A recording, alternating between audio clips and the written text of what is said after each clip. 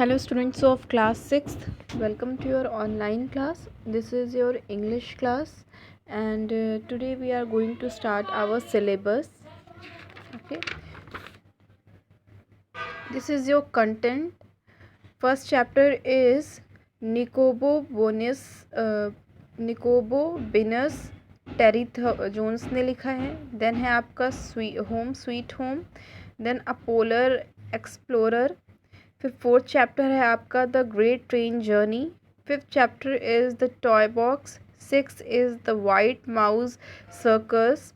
Seventh chapter is across 3 millennia. Eighth is in a tunnel. Ninth is the Wolf Children Part 1. 10th is the Wolf Children Part 2. 11th is Snake on the Loose. 12th is Uncle Podger Hangs a Picture. And 13 is Working a Miracle. Students, आपके इतने total chapters हैं और साथ में कुछ poems हैं, तो हम 3 चैप्टर्स को कवर करके फिर एक पोएम को कवर करेंगे.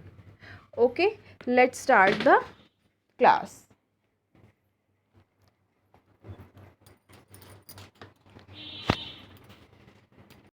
तो फर्स्ट चैप्टर है आपका निकोबो बिनस. This is the story of the most extraordinary child who ever stuck his tongue out at Prime Minister. His name was Nicobo Binas. He lived a long time ago in a city called Venice, and he could do everything. ये एक story एक लड़के की है जो बहुत ही extra ordinary था, यानी कि उसके पास कुछ जो नॉर्मल लोग जैसे होते हैं वैसा वो नहीं था. वो उन लोगों से कुछ अलग था, उसमें कुछ खास था. वो हमेशा अपनी यहाँ पे स्टक ऑफ टंग का आपका डायरेक्ट मतलब ये नहीं कि अपने जीभ को लटकाता फिरता था. इट डजंट मीन जीभ को वो लटकाता रहता था. वो हमेशा काम में आड़े आ जाता था प्राइम मिनिस्टर के. तो उसका नाम क्या था? निकोबो बिनस. वो एक बहुत समय पहले की बात है. ये स्टोरी एक सिटी की है जिस सिटी का नाम है वेनिस. और वो लड़का है जिसके बारे में बात कर रहे हैं वो एक ऐसा लड़का है जो हर एक काम को कर सकता है. Of course, not everybody knew he could do anything. In fact, only his best friend Rosie knew, and nobody took any notice of anything Rosie said because she always having wild ideas anyway. Of course, वो ये जो होता है कि अगर किसी के पास कुछ एक्स्ट्रा ऑर्डिनरी चीज़ें रहती हैं, कुछ टैलेंटेड लोग रहते हैं, तो वो सबको नहीं पता होता है, बहुत स्पेशल वन को ही पता रहता है. जैसे आप में के अंदर कोई अगर हुनर है तो सब लोग उसको नहीं जानते हैं, लेकिन आपका जो बेस्ट फ्रेंड है या फिर आपका जो क्लोज़ वन है, जो आपके बहुत करीबी है, वो आपकी हरकतों को, वो आपके टैलेंट को हमेशा जानता है. तो उसकी भी वैसे ही उसकी एक बेस्ट फ्रेंड थी रोज़ी. वो भी उसकी चीज़ों को जानती थी कि वो हर एक चीज़ कर सकता है, उसके लिए कुछ भी इम्पॉसिबल नहीं है.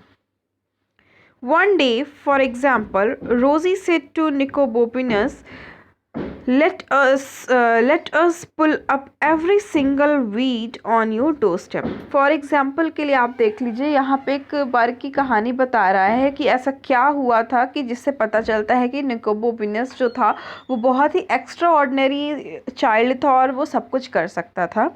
तो एक बार रोज़ी कहती है कि चलो हम क्यों ना हमारे जो तुम्हारे डोर स्टेप के आगे जितनी भी वीड्स हैं, उस वीड्स यानी कि आप लिख लीजिए जो हमारे अनवांटेड ग्रासेस होती हैं, बड़ी बड़े पेड़ पौधे निकल आते हैं जिसको उगाना नहीं पड़ता है, तो उसको हम वीड कहते हैं.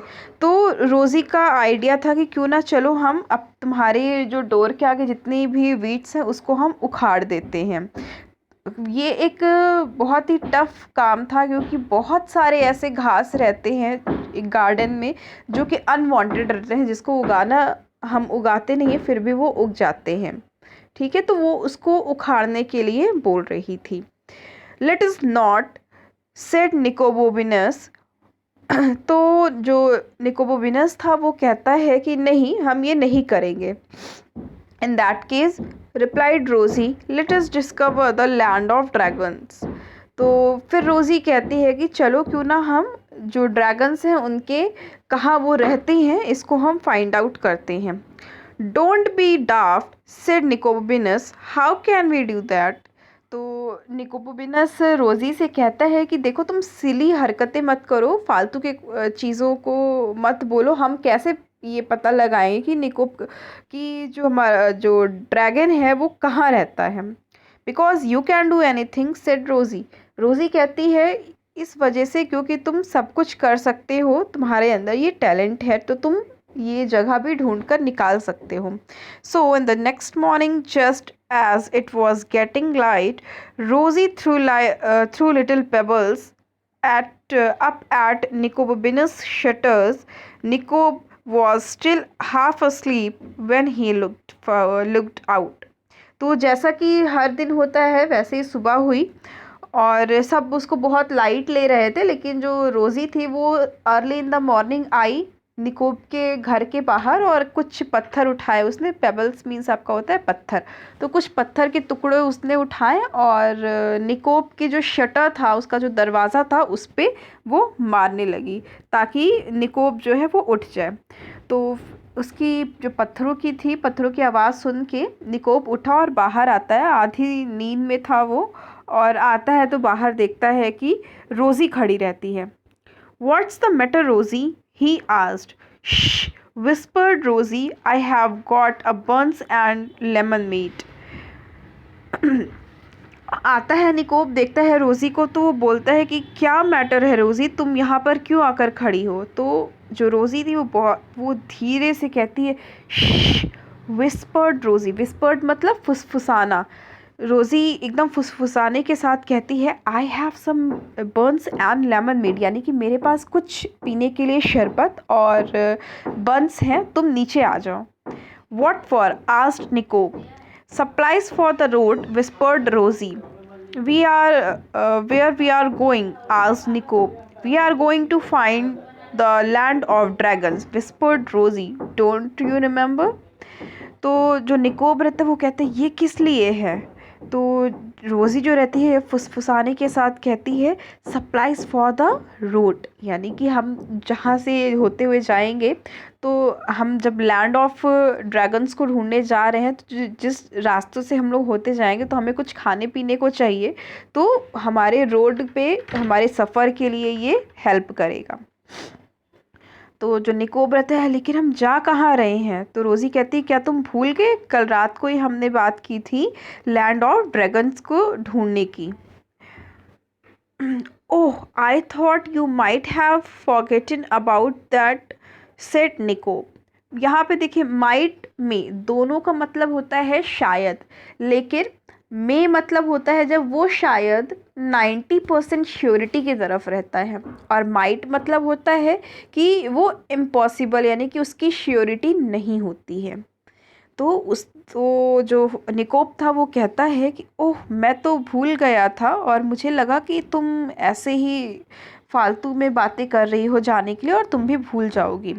नो फियर, सेड रोज़ी, it's one of the best idea you ever had. तो जो रोज़ी है वो कहती है चलो कोई डरने की बात नहीं है, अभी तक तुमने जितने भी आइडिया दिए हैं उसमें सबसे बेस्ट आइडिया यही था कि सबसे बेस्ट नहीं, बेस्ट आइडिया यही था कि क्यों ना हम लैंड ऑफ ड्रैगन्स को फाइंड करते हैं। What about the wedding, said Nicob. Come on, said Rosie. So they set all through in the early morning town. When they got to end of the narrow street where they lived, they meet a night watchman who said, where are you two going at this hour? तो फिर जो निकोब था वो कहता है लेकिन फिर वो जो हमारे जो घास निकालने का था उस प्लान का क्या हुआ। तो रोज़ी एकदम झल के साथ कहती है शट अप, वो तो एक नॉर्मल सी चीज़ थी, लेकिन हम जो है ये ड्रैगन्स के रहने की जगह को ढूंढेंगे, सो कम ऑन, नीचे आओ। सो वो अर्ली इन द मॉर्निंग वो दोनों निकल गए लैंड ऑफ ड्रैगन्स को ढूंढने के लिए। फिर उन्होंने अपने घर से निकले, जो उनका एक पतली सी गली थी जहाँ वो रहते थे उसको उन्होंने पार किया और बाहर तक आए। तो वहीं पर उनका एक नाइट वॉचमैन यानी कि जो रात में जो चौकीदारी करता है वो वहीं पर था। तो उसने पूछा कि तुम दोनों इस समय कहाँ जा रहे हो, अर्ली इन द मॉर्निंग कहाँ जा रहे हो? We are getting to look for the land of dragon, said Nico. Nico बताता है कि हम दोनों जो ड्रैगन्स हैं वो लोग कहाँ रहते हैं इस चीज़ को ढूंढने जा रहे हैं। You can't do that at this time of the morning, said the night watchman, but before he could grab them, Rosie and Nico were sprinting away as fast as they could. तो जो night watchman रहता है वो कहता है कि नहीं, तुम लोग ये नहीं कर सकते, और वो भी इस समय इतनी सुबह अर्ली इन द मॉर्निंग, सुबह इन द सेंस 5 के लगभग रहे होंगे जब हल्का हल्का आपका अंधेरा रहता है। लेकिन जब तक वो ये बात कह पाता, जो रोसी और निकोप थे वो भाग गए। स्प्रिंटिंग अवे मतलब वो दूर जा चुके थे। और बट बिफोर ही कुड यानी कि जब तक ही कुड ग्रैब देम यानी कि जब तक वो उन्हें पकड़ पाता, ग्रैब मतलब होता है पकड़ना और लपकना, ठीक है, तब तक वो दोनों स्प्रिंटिंग अवे मतलब दूर जा चुके थे। तो आज के लेक्चर में हम इतना ही रखते हैं स्टूडेंट्स। कल हम ये स्टोरी को अपने पूरी कर देंगे, और इसी चैप्टर में हमारी इसी लेसन में हमारा एक स्टोरी और है, और मे बी कल हम उसे भी स्टार्ट कर सकेंगे। Okay, till then revise the things what we teach in this class. Okay, have a nice day students.